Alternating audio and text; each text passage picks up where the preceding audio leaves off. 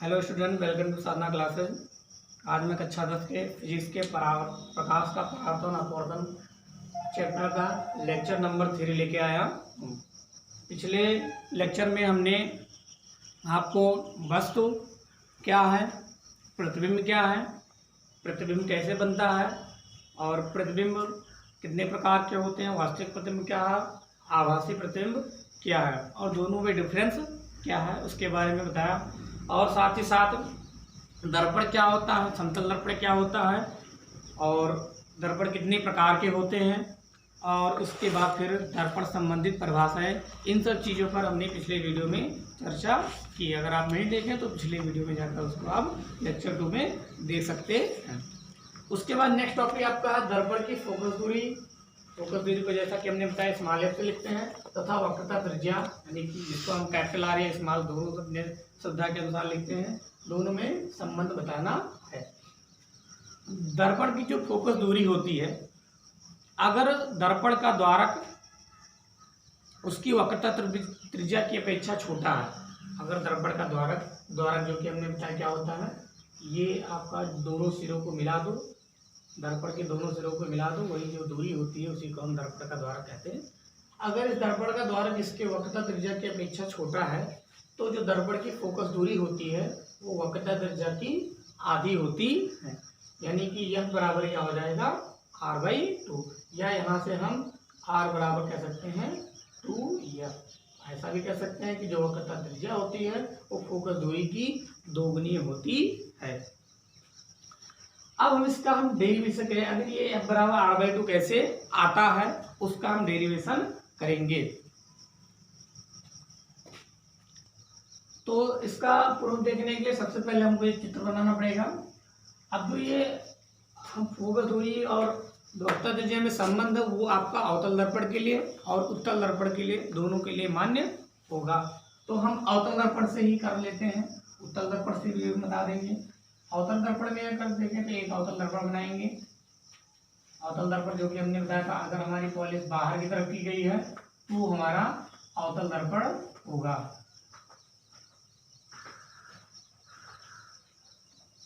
ये उसका मुख्य अक्ष हो गया।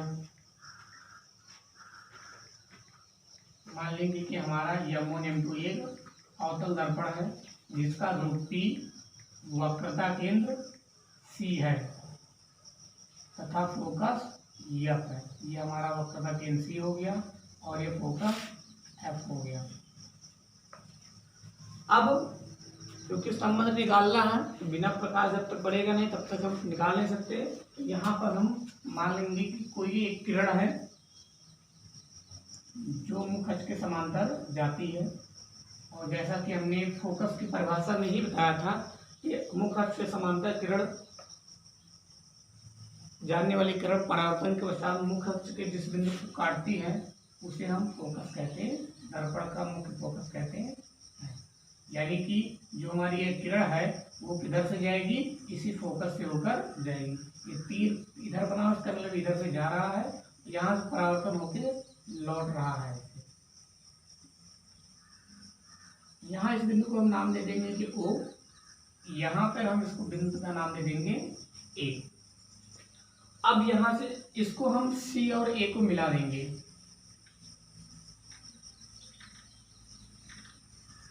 ऐसे हमने मिला दिया। अब जैसा कि हमने बताया था परावर्तन कोण और अपवर्तन कोण किसके साथ बनता है, अभिलंब। यहाँ जो हमने C और A को मिलाया है ये इस दर्पण का अभिलंब का कार्य करेगा, क्योंकि आप पढ़े होंगे कि वृत्त की स्पर्श रेखा उसकी त्रिज्या पर लंब होती है। तो ये जो यहाँ से होता है, ये अगर ये वक्रता त्रिज्या है तो ये भी उसकी वक्रता त्रिज्या, क्योंकि ये गोला ही तो था, गोला है तो ये दूरी और ये दूरी बराबर होगी। अगर ये वक्रता त्रिज्या है तो ये भी वक्रता त्रिज्या होगी। तो ये अभिलंब का कार्य करेगा, क्योंकि यहाँ पर अगर स्पर्श रेखा खींचेंगे तो ऐसे दोनों एक दूसरे पर 90 अंश का कोण बनेगा, तो ये अभिलंब का कार्य करेगा। ये हमारी किरण आ रही है, इसका मतलब ये किरण आपतित किरण हो गई, ये आपतित किरण हो गया। और ये वापस जा रही तो ये हमारा परावर्तित किरण हो गया। तो अगर ध्यान से देखें आपतित किरण ये अभिलंब, तो इन दोनों के बीच का कोण आपतन कोण, जिसको हम आई से लिखते हैं। ये हमारा अभिलंब और ये परावर्तित कोण, इन दोनों के बीच का कोण परावर्तन कोण, जिसको हम आर से लिखते हैं। साथ ही साथ हमने ये भी बताया था परावर्तन की नेम में कि जो परावर्तन कोण होता है सदैव आपतन कोण के बराबर होता है, यानी कि ये जो कोण होगा इस कोण के बराबर होगा, नहीं आई और आर क्या होंगे, बराबर होंगे। आई को हम क्या लिख सकते हैं, कोण ओ ए सी, कोण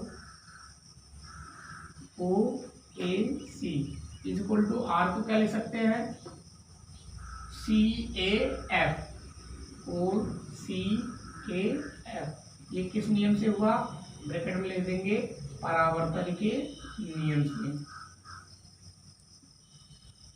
एक चीज अगर चित्र में और देखें कि जो ये कोण है ये दोनों क्या है, समांतर रेखाएं हैं, समांतर रेखा को एक तिर्यक रेखा काट रही है। ये जो कोण होगा इस कोण के बराबर होगा, किस नियम से, एकांतर कोण।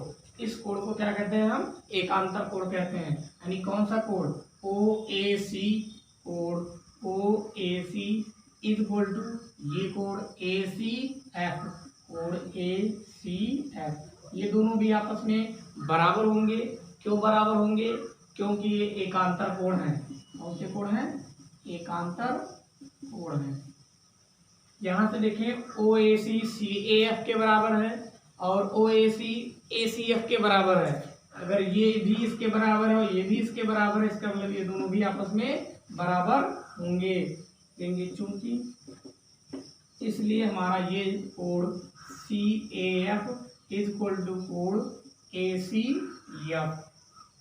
यानी कौन कौन सा कोण, ये कोण और ये कोण बराबर। इसको थोड़ा सा मिटा दें क्लियर करने के लिए। ये कोण और हमारा ये कोण बराबर हो गया। अब जैसा कि जानते हैं हमारा क्या बना, एक त्रिभुज। त्रिभुज का प्रगुण होता है कि बराबर कोण के सामने वाली भुजा क्या होती है, बराबर होती है। तो इस कोण के सामने की भुजा ये हो गया और इस कोण के सामने वाली भुजा ये हो गया। तो ये दोनों भुजा भी आपस में क्या होगी, बराबर होगी। यानी इस कोण के सामने की भुजा ये, जिसको हम ए एफ लिखेंगे, और इस कोण के सामने की भुजा ये, जिसको हम सी एफ लिखेंगे। अब बात आती है, क्योंकि हमने एक कंडीशन बताया था कि दर्पण का द्वारक वक्रता त्रिज्या की अपेक्षा छोटा हो। यहाँ पर हमने चित्र बड़ा बनाया है, लेकिन कंडीशन क्या है कि दर्पण का द्वारक क्या होना चाहिए, छोटा होना चाहिए। जैसे ही दर्पण का द्वारक छोटा होगा, ये बिंदु खिसकता हुआ इस पी के नजदीक पहुंचेगा और पी से नजदीक पहुंचते पहुंचते जब ये पी के बहुत करीब पहुंच जाएगा तो इस दूरी को हम इस दूरी के बराबर लिख सकते हैं। क्योंकि जैसे जैसे बिंदु के यहाँ आएगा, यहाँ से खींचा जाएगा, यहाँ आएगा तो यहाँ, यहाँ आएगा तो यहाँ। जैसे जैसे हमारा एक बिंदु ए पी के नजदीक जाएगा, जैसे जैसे हमारा ये रेखा इस रेखा के बराबर हो जाएगा। यानी कि तब हम ए एफ को पी एफ के बराबर लिख सकते हैं। लिखेंगे यहाँ कंडीशन, चूंकि दर्पण का द्वारक बहुत छोटा है, बहुत छोटा है, तब बिंदु ए बिंदु पी के निकट होगा, तब ए एफ को हम पी एफ के बराबर लिख सकते हैं। यहाँ ए एफ हमारा सी एफ के बराबर, वहाँ ए एफ हमारा पी एफ के बराबर। तो ए एफ सी एफ के भी बराबर है, ए एफ पी एफ के बराबर है। इसका मतलब सी एफ और पी एफ भी आपस में बराबर होंगे। सी एफ बराबर पी एफ। अब यहाँ देखते हैं सी एफ। सी एफ क्या हमारा ये है, पी एफ क्या है ये। हमने क्या बताया, दर्पण की फोकस दूरी और वक्रता त्रिज्या। अब वक्रता त्रिज्या क्या होता है, पी से लेकर सी तक की दूरी। फोकस दूरी क्या होती है, पी से एफ तक की दूरी, यानी कि पी एफ। तो पी एफ तो हमारे पास है, लेकिन सी पी हमारे पास नहीं है, उसकी जगह क्या है, सी एफ है। तो सी एफ को हम सी पी के रूप में कन्वर्ट करेंगे, क्योंकि हमको आर लेके आना है। तो सी पी को अगर ये दोनों बराबर हैं, तो अगर हम इतना लिखना चाहिए तो पूरे का आधा लिख सकते हैं। जब ये दोनों बराबर है, जैसे मान लें ये 5 है, ये 5 है, तो इसको हम क्या लिख सकते हैं, 10/2 लिख सकते हैं। 10/2 का मतलब आधा। तो इस सी एफ को हम पूरे का आधा लिख सकते हैं, यानी सी एफ को हम सी पी बाई 2 लिख सकते हैं, और ये हमारा पी एफ हो जाएगा। तो अगर ठीक से लिखना चाहे तो पी एफ बराबर C P by 2। P F हमारा क्या है, फोकस ध्रुव से फोकस दूरी यानी फोकस दूरी, और सी पी क्या है, ध्रुव से वक्रता की दूरी, जो कि हमारा वक्रता त्रिज्या होगा। तो ये हमारा आ गया एफ बराबर आर बाई 2। फिर से एक बार देख लीजिए, क्योंकि हमने जो चित्र बनाया था यहाँ पर सबसे पहले हमारा आपतन कोण, ये परावर्तन कोण, ये कोण और ये कोण बराबर हो गए परावर्तन के नियम से, अर्थात O A C is equal to C A F, परावर्तन के नियम से होगा। दूसरा, ये कोण इस कोण के बराबर होगा, क्योंकि ये दो समांतर रेखा एक तिरछी रेखा काट रहे हैं, तो एकांतर कोण क्या होते हैं, बराबर होते हैं। तो O A C is equal to A C F, एकांतर कोण बराबर हो जाएंगे।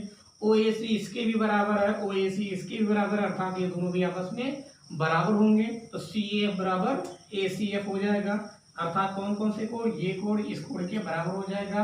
अब त्रिभुज का ये गुण होता है कि बराबर कोण के सामने वाली भुजा बराबर होती है, अर्थात इस कोण के सामने की भुजा ये और इस कोण के सामने की भुजा ये दोनों आपस में बराबर होंगे। इस कोण के सामने की भुजा ए एफ और इस कोण के सामने की भुजा सी एफ।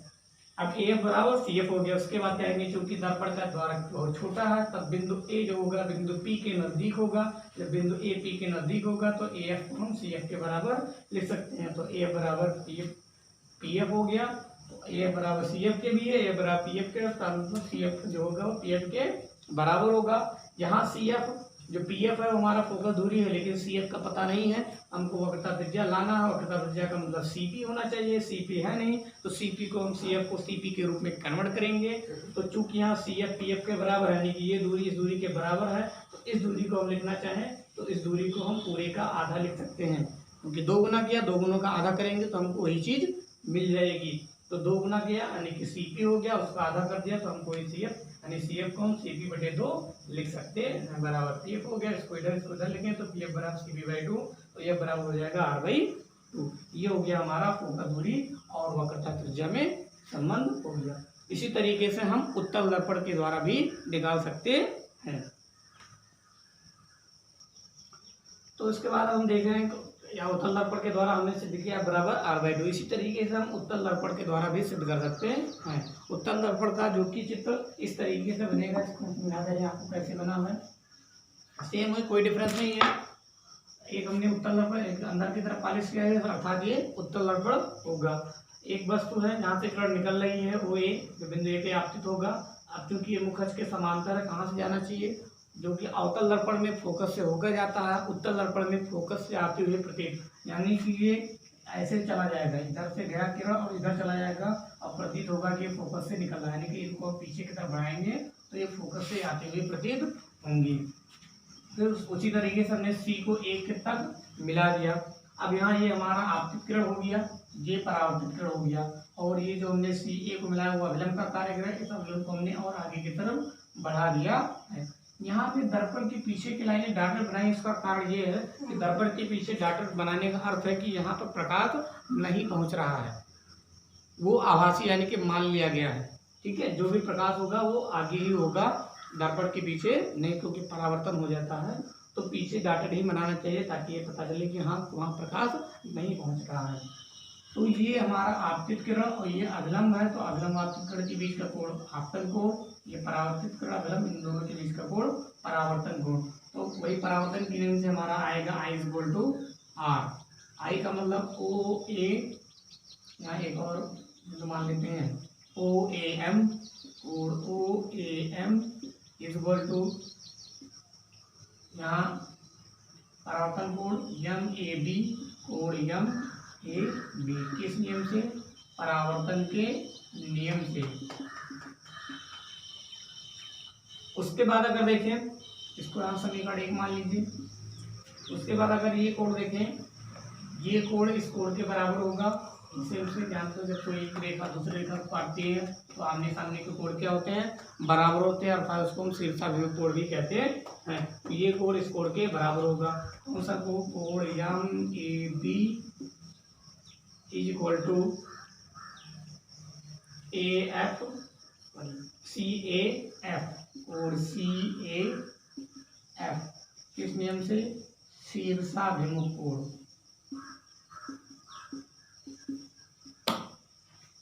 इसको समीकरण नंबर 2 मान लो। एक चीज़ और देखेंगे यहाँ पर, जो ये कोण होगा इस कोण के बराबर होगा, क्योंकि दो रेखाएं जब एक को एक तेरे रेखा काटते हैं तो उसके संगत कोण बराबर होते हैं, ये कोण और ये कोण। अगर यहाँ पर अगर ऐसे बात करें तो कुछ इस तरीके का काट रहा है, तो ये कोण अर्थात ये कोण हुआ और ये कोण अर्थात ये कोण हुआ, तो ये दोनों कोण भी बराबर होते हैं, जिसको हम संगत कोण कहते हैं। कौन सा कोण होगा? OAM, और OAM इज इक्वल टू कोण ACF, इसको समीकरण, ये कौन सा कोण हो जाएगा? संगत कोण, समीकरण नंबर 3। अब समीकरण यहाँ से देखें, दो समीकरण 1, 2 और 3 से, ये MAB यहाँ है तो यहाँ से इसकी वैल्यू उठा के इसमें रख देंगे, और OAM यहाँ है तो यहाँ से इसकी वैल्यू उठा के इसमें रख देंगे, तब हमको क्या मिलेगा? लिखेंगे from equation first, second and third, क्या मिलेगा? OAM की जगह क्या रखेंगे? कोण ACF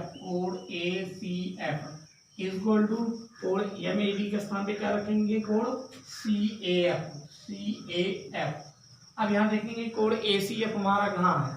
ACF यानी कि ये कोण, और CAF यानी कि ये कोण, ये कोण और ये कोण बराबर होंगे, तो फिर तो ये बात आएगी कि बराबर कोण के सामने भुजा बराबर होगी, यानी कि ये कोण इस भुजा के, ये इस कोण के सामने भुजा ये, इसको हम कहेंगे AF, और इस कोण के सामने भुजा ये, जिसको हम कहेंगे CF। फिर से वही कहेंगे, चूंकि दर्पण का द्वारक अगर छोटा है तो दर्पण का द्वारक छोटा है तो बिंदु AP के नजदीक होगा, और जब बिंदु AP के नजदीक होगा तो इस AF को हम फिर से PF के बराबर लिख देंगे, तो AF के स्थान पर हम PF रखेंगे और ये हो जाएगा CF। फिर से वही बात आएगी, PF तो हमको पता फोकस दूरी, लेकिन CF क्या है इसको नहीं पता, तो PF CF के बराबर है, अर्थात ये दोनों बराबर हैं, तो CF को हम CP/2 लिख सकते हैं, तो PF बराबर हो जाएगा CP/2, क्योंकि दोनों बराबर है तो दो गुना करके उसका आधा कर सकते हैं। तो PF मतलब फोकस से ध्रुव तक की दूरी, फोकस दूरी, CP मतलब वक्रता केंद्र से ध्रुव तक की दूरी, जो कि वक्रता त्रिज्या। ये हो गया आपका F बराबर R/2। तो ये आपका हो गया दर्पण की फोकस दूरी तथा वक्रता त्रिज्या में संबंध, जो कि हमने अवतल दर्पण के माध्यम से तथा उत्तल दर्पण के माध्यम दोनों से हमने उसको प्रूव किया है बराबर R/2। इसके बाद आपका आता है कि अब हमको दर्पण से प्रतिबिंब कैसे बनता है, किस तरीके से बनता है, अवतल दर्पण से और उत्तल दर्पण से। अवतल दर्पण से आपके बनेंगे 6 प्रतिबिंब, और जबकि उत्तल दर्पण से बनेंगे 2 प्रतिबिंब। लेकिन उससे पहले हमको प्रतिबिंब खींचने के कुछ 2 या 3 या 4 नियम हैं, उनको हम पढ़ेंगे। तो प्रतिबिंब खींचने के नियम तथा प्रतिबिंब कैसे बनाया जाता है अलग अलग कंडीशन में, तो उस कंडीशन को हम अगले वीडियो में चर्चा करेंगे। अगर इस वीडियो में कोई भी प्रॉब्लम आपको है तो आप कमेंट बॉक्स में पूछ सकते हैं। धन्यवाद।